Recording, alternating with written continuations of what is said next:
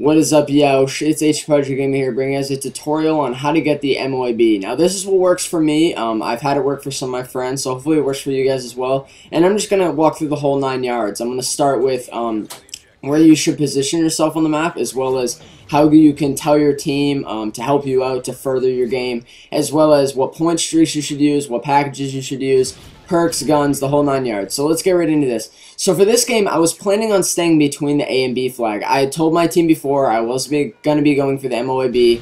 I was going to be playing kind of tactical, but they wanted me to stay between the A and B flag so that I could kind of control this little alleyway over here. It's a very strategic part on this map. Those people who have played this map, I do enjoy this map very much. The way the spawns work, people almost spawn in groups of 2 all the time, so I'm almost picking up double kills the whole game. I usually don't get into a slum during this game, meaning I don't get like any kills for a little bit. I'm usually picking them up every 5 to 10 seconds, and what I do is I just run back and forth between this area. I'm trying to hold the shaded red area that you're going to see right now, and by doing that, I'm kind of cutting off their spawns. I'm either pushing them out of A, or I'm keeping them into A, and by doing that, they're not able to cap any flags. They're not able to do anything, which gives us a very easy win, and also allows me to pick up lots of kills to pick up the M.O.A.B.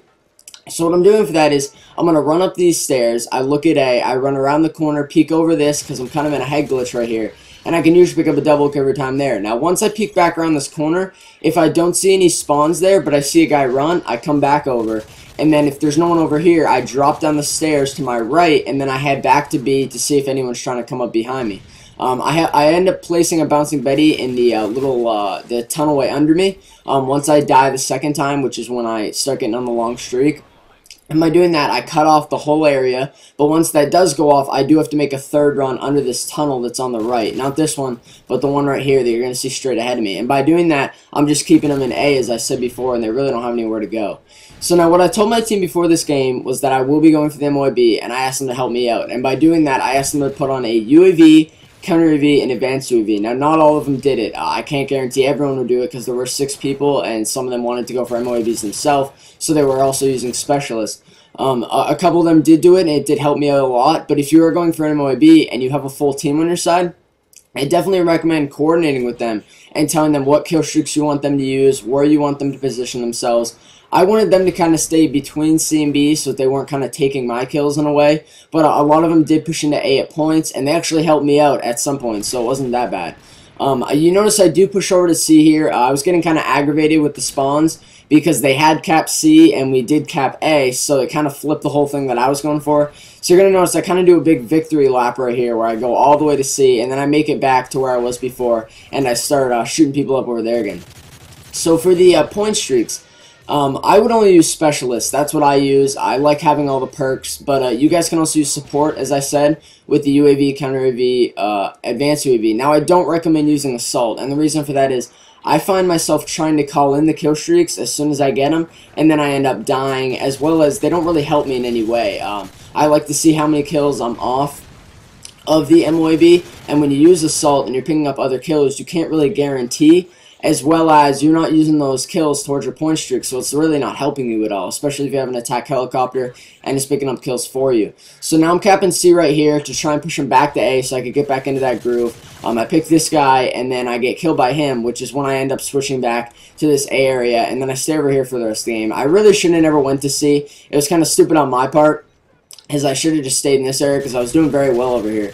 But as soon as I get this guy, I kind of get on a good streak, and that's when I pick it up. So now let's get into the guns. For guns, I only use assault rifles to get it. I am doing a series on my channel where I go for the M.O.A.B with all the guns, so at some point I will have to go with submachine guns, snipers, and shotguns. But I am using the heartbeat, and the reason for that was we had been in this lobby for a couple of games. And the one thing I noticed with the other team is that none of them were using perks that got rid of my heartbeat. So why not use a heartbeat when no one's countering that? No one's stopping me from using it. So I put it on just so I could try to go for the M.O.A.B, and it worked. And you're going to notice I pick up a double with the bouncing Betty. So let's talk about the equipment really quick. I would only use Semtex or bouncing Betties, and the reason for that is, 1, I didn't have Claymores unlocked yet, and 2, the bouncing Betties always seem to pick up multi-kills for me. By multi, I don't mean like a quad, I mean like multiple kills at once. You're going to notice I pick up a double there. The game before I picked up a triple with it in almost the kind of same spot on a different map, which was kind of around a corner. And then for the Semtex, just because you can kind of throw it at a flag, because you can't recycle with Scavenger in this game and pick up, or scavenge in a way, and get the lethal grenades back, there's really no point in using claymores or frags, because you can't recycle them, so you're not going to have a chance to use them again. So let's get into the Specialist package now. For perks, I would only use Scavenger, Assassin, and Sitrep, and that's because within your Specialist package, you can use the perks that really help those out. And for that, I use Sleight of Hand, Quick Draw, and Stalker. And the reason for Quick Draw is because I know a lot of people would rather use Blast Shield or Hardline. So the reason I do that is because I don't want to be one off an M.O.A.B, run out of ammo with a gun, and not have time to switch. It's happened to me multiple times, and it really gets me aggravated. So I put on Quick Draw so that in the event that the guy just comes around the corner, I'm out of ammo, I can just lay down, switch guns really quick, Sleight of Hand, zoom in, and just pick them off really fast. If you're already using Quick Draw in your class, you could use Assassin so you're not on UAVs. But I've heard of a lot of people using Blast Shield so they don't get killed by grenades. I haven't really had a problem with grenades yet, so I didn't really find that useful to me. But I know a lot of people have, as well as Hardline. It's not really that useful because it's only 1 extra kill, and you have to get 25 anyways, so 24 and 25 isn't really that much of a difference. But you guys can also use support, as I said before, with UAV, counter UAV, advanced UAV. Now, that does work best when your whole team does it. But if you end up getting killed on your way to your M.O.A.B, it's not as useful. But if you are going for the M.O.A.B, because it does recycle and your kill streaks do reset, you'll pick up 2 to 3 advanced UAVs during the game, depending on what kill streaks you're running, and depending on how many times you die, which can really help you out. Because if you kind of save them to right before you're about to get another, you can kind of hold them and have them for a couple of minutes, especially if other people on your team are using them, which it can really further your game in a way. So you're going to notice I do rush back over here. Someone told me that the Jug would be coming around that corner, so I was going to go up and try to push him back just by kind of shooting at him a little bit. Didn't plan on killing him, but it didn't quite work out. We do EMP the team right there, and I kind of get on. This is where I start picking up a lot of kills. I'm not exactly sure what kill streak I was on at this point, but I was on my way there, and my hands did start shaking a lot. The M.O.A.Bs are not that difficult to get, in my opinion. You do have to camp. I'm not saying that I was camping in this game. I was moving quite a bit. But you do have to camp for them. You can't really be rushing to pick up 25, 24 kills in a row just because of the way that Modern Warfare 3 is kind of geared towards the support-based player, the team-based player, who could kill you at any point just by running around a corner. You notice I get lucky multiple times. People continuously jump over this balcony that I just showed there, and I just get lucky when I'm running around the corner. And I think the heartbeat did help me out with that. I kind of knew where I was going the whole game, and that's part of it. You have to know where you're going. You can't just be running around aimlessly. You always have to have a plan with where you're going. Every time I jumped down this balcony, I had the plan to either look around this corner, I didn't expect that guy to come, or look around this corner and head back to this side. I did want to try and take out the Jug because I thought that'd be something kind of cool to put in there, but I didn't want to die because I was getting pretty close to it. So maybe you guys did enjoy this tutorial.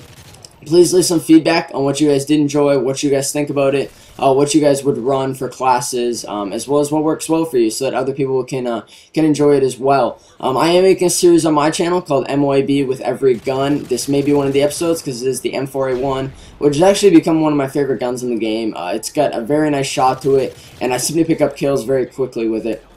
I do have Assassin Pro on, so I don't get EMP'd, which is another part of it. I do get kind of lucky there. But, yeah, so that is all. Hopefully you guys did enjoy it. You can just enjoy and watch to the end. I'll fast forward a little bit so you guys don't have to watch it. But I do pick up the M.O.A.B, so thank you guys for watching. My name is Yeousch Gaming. Please leave a like if you enjoy it, and I'll see you guys later.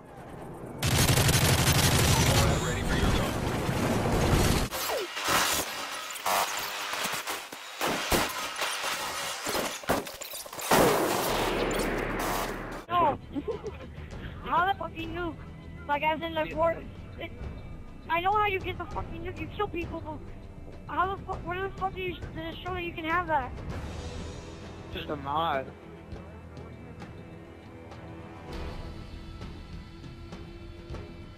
Okay. What? What? Oh, okay. Wait, what? Go into Go to messages.